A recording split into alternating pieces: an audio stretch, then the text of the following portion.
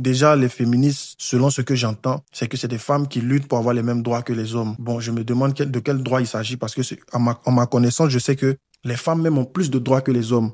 Si un homme sort pour dire que ma femme m'a battu, on va rire. Si une femme sort pour dire que mon homme m'a battu, il est en prison. Si un homme sort pour dire que j'ai été victime d'attouchement par une femme, on va rire, à moins qu'il soit mineur. Si une femme sort pour dire que j'ai été victime d'attouchement par un homme, il est en prison. Si un homme sort pour dire que une femme a fait des rapports avec moi sans mon consentement, on va rire. Si une femme sort pour dire un homme a fait des rapports avec moi sans mon consentement, il est déjà en prison. Même pas besoin d'entendre sa version. Si tout de suite, tu es dans une pièce et que la pièce prend feu, on va dire faites sortir d'abord les femmes et les enfants. C'est que vous les hommes, si vous débrouillez-vous. Donc, la femme a aussi le droit de vie sur l'homme. Si une situation, il y a un danger, on cherche d'abord à sauver la femme avant l'homme. Donc, je ne sais pas de quel droit ces dames-là veulent parler. Ces femmes-là, c'est des blessés. On est blessés, les amis. On est blessés.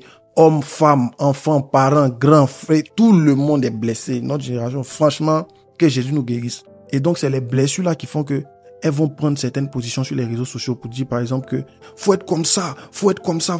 En fait, les gens sont en train de vouloir déformer l'image de la femme et rendre la femme homme. On montre maintenant une femme dure, solide, forte, elle qui ne pleure pas.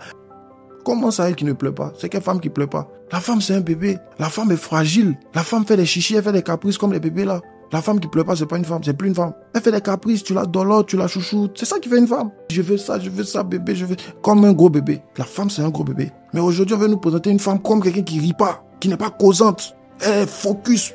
Mais focus. On veut nous présenter la femme soumise comme étant une femme faible. Donc maintenant, c'est la femme impolie qui est une femme forte. Et c'est pour ça que les hommes ont de plus en plus peur du mariage. Qui va marier une femme insoumise? Qui va marier une femme impolie? Qui va marier une femme qui répond quand tu parles? Personne.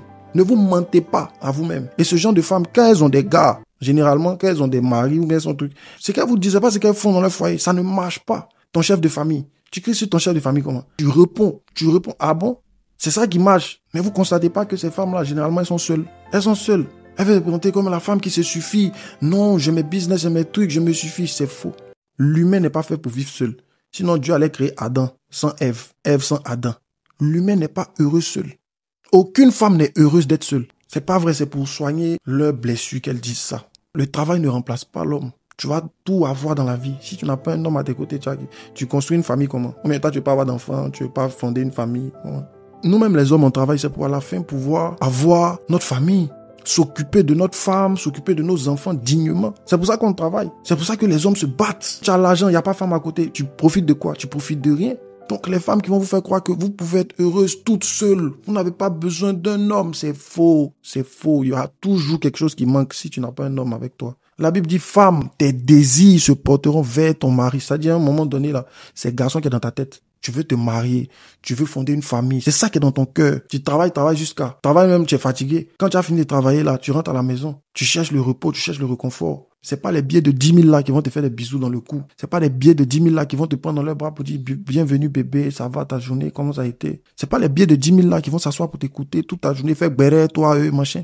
C'est pas ça. L'argent peut jamais remplacer un être humain. Mais aujourd'hui, c'est ça la société que certaines personnes veulent nous faire miroiter. C'est que je n'ai pas besoin d'un homme. Le mariage, c'est pas une fin en soi.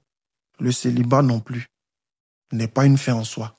Donc, comprenez que ces femmes-là, majoritairement, sont blessées. Elles vous donnent de mauvais conseils. Quelqu'un qui est blessé blesse les autres. Et vous allez voir que ce genre de femmes, elles ont aimé un homme en particulier qui a remué leur vie. Donc, elles sont sorties de là, elles ont dit non. Mais le problème, c'est quoi? Si tu as été bien dans une relation avec quelqu'un, que cette personne t'a trahi, le problème, c'est pas toi. Le problème, c'est la personne qui t'a trahi là. Ou bien, toi, tu vaux de l'or. Tu as pris l'or là, tu as donné à quelqu'un. La personne a pris l'or là, la personne a jeté. Qui n'a pas été intelligent? C'est la personne qui a jeté l'or là que tu lui as donné. Donc, tu vas pas te rendre plus méchante parce qu'un homme n'a pas su connaître ta valeur. C'est comme un homme, toi tu sors avec une femme, tu parles de l'argent. Parce que ta relation passée, tu as pris soin de la fille, et puis elle t'a trahi. Dans la relation que tu as quitté là, c'est elle qui t'a envoyé là-bas. La fille ne t'a pas envoyé, donne-lui l'argent. C'est pour ça qu'avant une relation, il faut prier aussi. On ne se lève pas pour se mettre en couple comme ça, on prie. Est-ce que tu as demandé à Dieu la permission avant d'entrer dans la relation et puis tu as dit il faut rentrer? Est-ce qu'il t'a donné la paix? Est-ce qu'il t'a convaincu? Maintenant, tu viens crier. Tu veux devenir mauvaise. Tu es blessé. Donc, tout le monde n'a qu'à subir la blessure là.